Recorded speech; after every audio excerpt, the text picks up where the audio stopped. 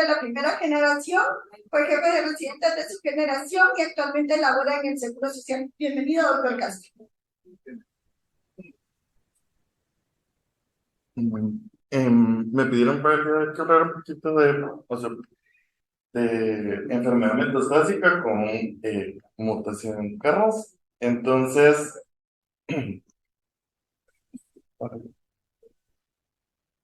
vamos a ver que normalmente, por ejemplo, las proteínas de ese complejo Carras normalmente tienen que ver con la señalización de los receptores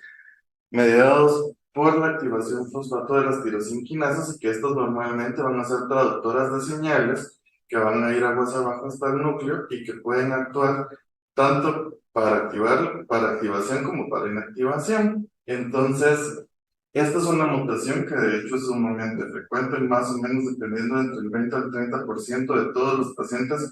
con cáncer de pulmón pueden tener una mutación CARRAS, pero dentro de las mutaciones específicas variables de esta proteína, aproximadamente solo un 30% de estos pacientes tienen una mutación de cada raza a la que se puede dirigir tratamiento. Entonces, el Cochrane sí es uno de los primeros ensayos publicado en la New England en el 2021 y pues para este ensayo se tomaron pacientes que eran mayores de 18 años que tenían la mutación positiva en G12C y tenían algún otro criterio importante, ya que esta es una terapia en pacientes que han progresado previamente a quimioterapia o a inmunoterapia y por lo tanto esta va a ser una terapia de secuencia en los cuales se identifica pues la mutación CARAS. A diferencia de lo que vemos ahorita que eran primeras líneas, el estado funcional tenía que ser adecuado y normalmente fueron excluidos pues todos los pacientes que no tuvieran enfermedad controlada a nivel del sistema nervioso central, que hubieran recibido más de 3 líneas previas, y para este ensayo, pues la inmunoterapia no era obligatoria, pero pues sí que los pacientes no hubieran recibido ninguna droga anticarras y que la terapia, no, que fueran naivas a terapia en el último mes en la progresión de la enfermedad.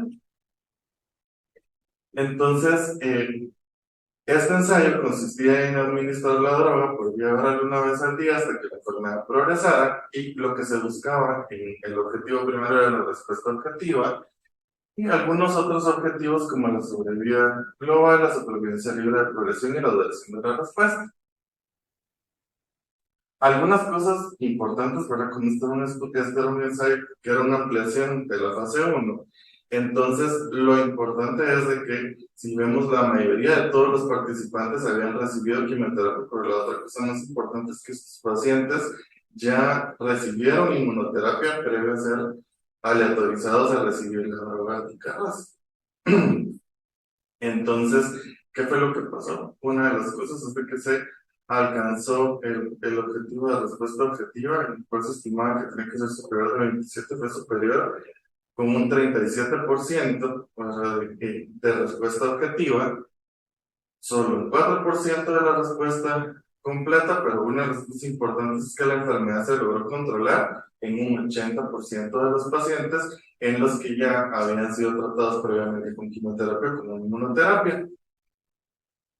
Lo que pues, nos permite ver que, aunque estos pacientes ya son pacientes previamente tratados y con enfermedad metastásica, esta mutación pues, es potencialmente tratable con un porcentaje pues, no despreciable de 37 en comparación con la quimioterapia que normalmente en líneas subsecuentes, en tercera línea esperamos un 10% de respuesta objetiva. Y la otra cosa importante es de que una vez que se alcanzaba que el objetivo primario era la respuesta, o sea, respuesta objetiva, en algunos pacientes, aunque la enfermedad progresara, esta respuesta objetiva en la lesión identificable por el paciente seguía siendo controlada por la droga, por lo tanto los pacientes podían continuar en el medicamento, siempre y cuando pues, tuvieran beneficio clínico, y vemos que esa duración pues, que era casi de 8 pacientes de cada 10 que lograban controlar la enfermedad con la droga, esta respuesta se mantenía en un promedio de 11 meses. Como sobrevida libre de progresión, los pacientes antes de progresar a la droga 6.8 meses, aunque los pacientes podían continuar en el tratamiento siempre y cuando tuvieran beneficio clínico, y un año pues, aproximado de supervivencia del órgano. De manera que ahora sí,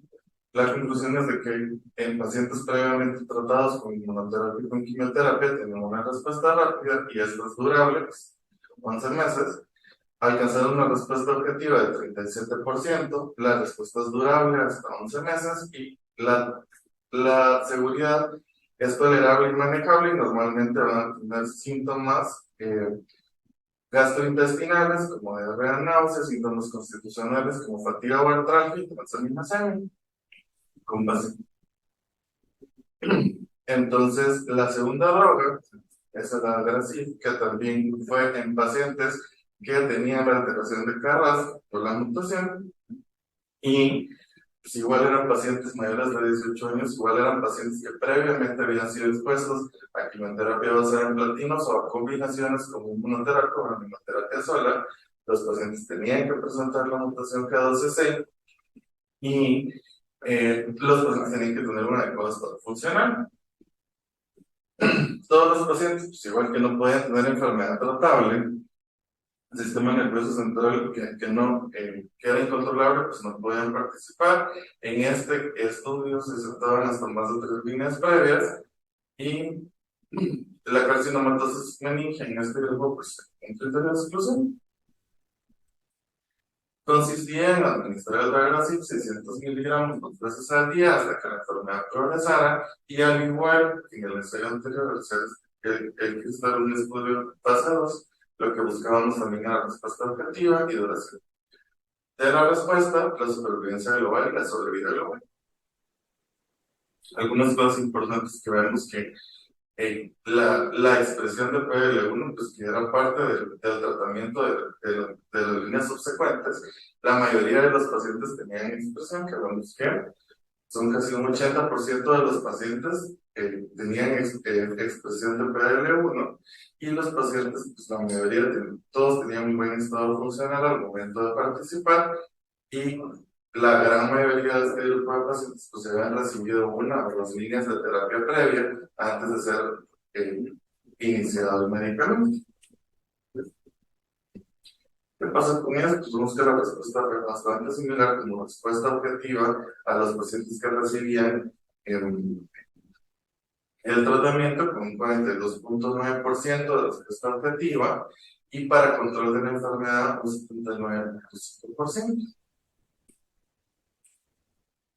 Los pacientes, al igual pues, que en el ensayo anterior, podían continuar el medicamento, podían tener reducción de dosis dependiendo del control de efectos adversos.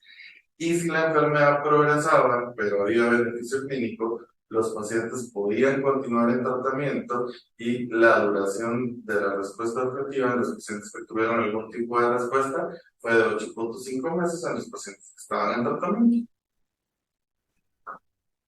La sobrevida libre de progresión fue de 6.5 meses, con un año aproximado de sobrevida global, y la otra cosa importante es de que estos pacientes tuvieron cierto grado de respuesta en los pacientes que tenían enfermedad del sistema nervioso central al momento de iniciar el ensayo, y pues, la mayoría de los pacientes tuvieron algún tipo de respuesta en reducciones a nivel del sistema nervioso central.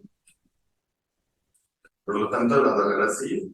también produce una respuesta durable con beneficio clínico. La respuesta objetiva es aproximadamente un 40%, por lo que esperaríamos en estos pacientes con una duración de 8 meses. Y al igual que los pacientes que son tratados con las drogas anticarras, reinas operan los efectos adversos más frecuentes, pero también anemia y elevación de la creatinina, la cual pues, fue manejable durante el ensayo. Bueno, entonces, básicamente, por ejemplo, ya las dos moléculas tienen un comparador con quimioterapia,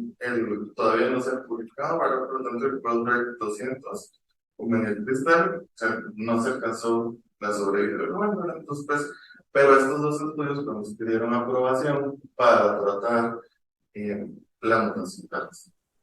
Entonces, todo es muy preocupado, no sé.